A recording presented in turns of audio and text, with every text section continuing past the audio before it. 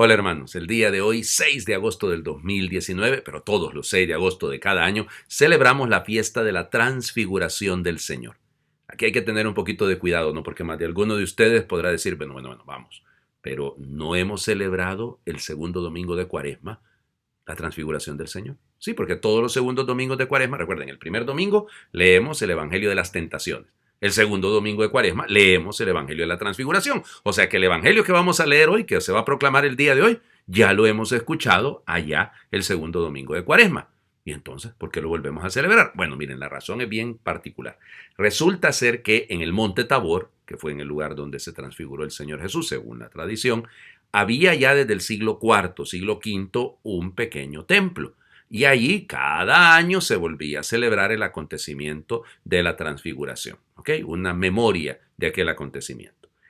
La ocasión cambió cuando en el año 1455, piénsenlo, o sea, 1453 es la caída de Constantinopla, y entonces, un par de años después, los musulmanes llegan hasta Belgrado, entonces ya amenazan con controlar prácticamente toda la parte oriental de Europa. Y entonces las fuerzas cristianas, al mando de Juan Hunyadi, pues los detienen. Y esto ocurre en 1456. La noticia llega a Roma un 6 de agosto de 1456 y el Papa Calixto III entonces va a hacer dos cosas. La primera de ellas es que va a erigir un templo a Cristo Salvador del mundo, porque resulta ser que él lo que decía es que fuimos salvados por Cristo. Entonces, Cristo Salvador del mundo. Y luego, el año siguiente, en 1457, el 6 de agosto, pasará a ser la fecha universal para la celebración de la transfiguración del Señor, porque ahí, en la imagen de Cristo, que pues es glorioso, vemos la salvación. Por eso nuestros hermanos salvadoreños, yo llevo una cuarta parte de mi sangre es salvadoreña, porque resulta ser que mi abuela paterna era salvadoreña, y entonces, bueno, celebramos la fiesta de Cristo. En el caso del Salvador es la solemnidad de su santo patrono, San Salvador. Piénsenlo, fíjense, cuando Colón llega, por ejemplo, a Guananí, a las Bahamas, a esa primera isla que él pues tocó un 12 de octubre de 1492, le puso San Salvador. Vean ustedes, porque estaba también de alguna manera en su memoria, en su sustrato, la idea de salvar, de que Cristo nos había salvado del terror musulmán. Así llamémosle. Bueno, vamos. Un saludo a los hermanos salvadoreños, sin duda, que están de gran fiesta. A veces le dicen fiestas agostinas. Vamos, hombre, la fiesta de Cristo Salvador del mundo. ¿Cuál es el problema de llamar por su nombre a la fiesta tan linda y hermosa de conmemorar en la transfiguración del Señor una fiesta patronal? Vamos a las lecturas del día de hoy, ¿ok? Brevemente. Primera lectura tomada del capítulo 7 del libro de Daniel, la parte apocalíptica del libro de Daniel. Yo, Daniel, tuve una visión nocturna, vi que colocaban unos tronos y un anciano se sentó. Su vestido era blanco como la nieve y sus cabellos blancos como la lana. Su trono llamas de fuego, con ruedas encendidas. Un río de fuego brotaba delante de él. Miles y miles lo servían. Millones y millones estaban a sus órdenes. Comenzó el juicio y se abrieron los libros. Yo seguí contemplando en mi visión nocturna y vi a alguien semejante a un hijo de hombre que venía entre las nubes del cielo. Avanzó hacia el anciano de muchos siglos y fue introducido a su presencia. Entonces recibió la soberanía, la gloria y el reino, y todos los pueblos y naciones de todas las lenguas lo servían. Su poder nunca se acabará, porque es un poder eterno y su reino jamás será destruido.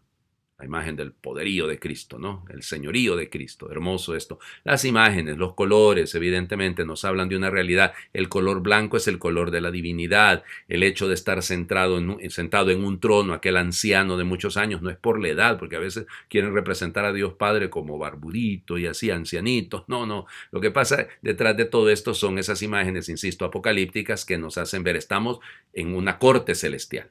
Y en esa corte celestial hay uno que es rey, hay uno que se le da todo el poder y su reino jamás desaparecerá.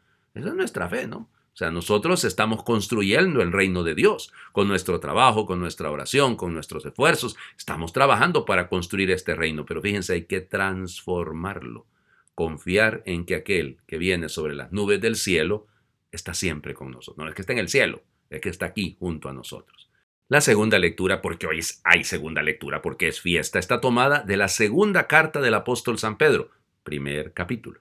Fíjense, belleza esto, ¿no? Es una descripción que hace Pedro de la experiencia que él tuvo en el Monte Tabor. Hermanos, cuando les anunciamos la venida gloriosa y llena de poder de nuestro Señor Jesucristo, no lo hicimos fundados en fábulas hechas con astucia, sino por haberlo visto con nuestros propios ojos en toda su grandeza. En efecto, Dios lo llenó de gloria y honor cuando la sublime voz del Padre resonó sobre él diciendo: «Este es mi Hijo amado en quien yo me complazco». Y nosotros escuchamos esta voz venida del cielo mientras estábamos con el Señor en el Monte Santo. Tenemos también la firmísima palabra de los profetas, a la que con toda razón ustedes consideran como una lámpara que ilumina en la oscuridad hasta que despunte el día y el lucero de la mañana amanezca en los corazones de ustedes. Me encanta esto. El lucero de la mañana amanezca en los corazones de ustedes. Qué lindo, ¿no? Ese es el plan de Dios. Pero miren, no hemos construido en base a fábula, no son cuentecitos, no es un proyecto de, ¿cómo le llamaría yo a esto? Como un mercadeo para ver cómo le vendemos el producto ahí con algunas triquiñuelas, con algunas falsedades, aquí haciendo un poco de pase de magia. No, Pedro habla de lo que sus oídos escucharon, la voz, y lo que sus ojos vieron, el testigo, ¿no? De eso se espera de nosotros, lo que usted ha visto y lo que usted ha oído, eso es lo que usted cuenta. Usted y yo somos llamados a ser testigos del Señor, punto. De eso se trata nuestra vida de fe. Testimoniamos algo que hemos experimentado. El que no ha hecho la experiencia de Cristo, ¿de qué habla? Habla de una doctrina, de repente cita unos capítulos de la Biblia, o citará hasta el catecismo, qué sé yo lo que citará. O repetirá, será como un papagayo, diría el Papa Francisco, o una lora, diríamos nosotros en mi pueblo, que va repitiendo. Así, se aprende unas cosas y las repite. No, es la experiencia del amor la que nosotros debemos transmitir. Vamos a la lectura que ya leímos, sí, el segundo domingo de Cuaresma, capítulo 9 del Evangelio de Lucas, porque es el Lucas el que estamos leyendo en el ciclo C. En aquel tiempo Jesús se hizo acompañar de Pedro, Santiago y Juan y subió a un monte para hacer oración. Mientras oraba, su rostro cambió de aspecto y sus vestiduras se hicieron blancas y relampagueantes. De pronto aparecieron conversando con él dos personajes rodeados de esplendor. Eran Moisés y Elías, y hablaban de la muerte que les esperaba en Jerusalén. De la muerte que les esperaba en Jerusalén. Pedro y sus compañeros estaban rendidos de sueño, pero despertándose vieron la gloria de Jesús y de los que estaban con él. Cuando estos se retiraban, Pedro le dijo a Jesús: «Maestro, sería bueno que nos quedáramos aquí y que hiciéramos 3 chozas, una para ti, una para Moisés y otra para Elías», sin saber lo que decía. No había terminado de hablar cuando se formó una nube que los cubrió, y ellos, al verse envueltos por la nube, se llenaron de miedo. De la nube salió una voz que decía: «Este es mi hijo, mi escogido, escúchenlo». Cuando cesó la voz, se quedó Jesús solo. Los discípulos guardaron silencio y por entonces no dijeron a nadie nada de lo que habían visto, pero sí lo van a decir después, porque Pedro ya nos lo contó en la segunda lectura, en la segunda carta, en el capítulo 1. Pues sí contó lo que pasó.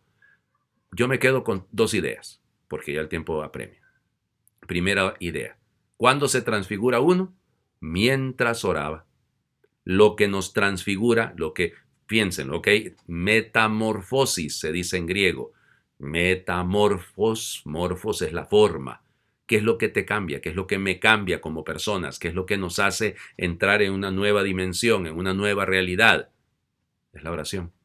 Es la oración la que nos va transformando, la que nos va haciendo según el corazón de Dios. Luego, una vez más, el testigo ve y escucha.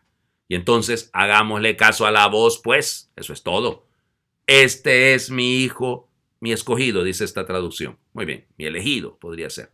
Me gusta incluso mejor mi elegido. Escúchenlo. Entonces dejemos de estar perdiendo el tiempo escuchando voces de sirena. Dejemos de estar escuchando, perdemos tanto tiempo, perdonen que se lo diga, tanto tiempo escuchando a los políticos, por ejemplo.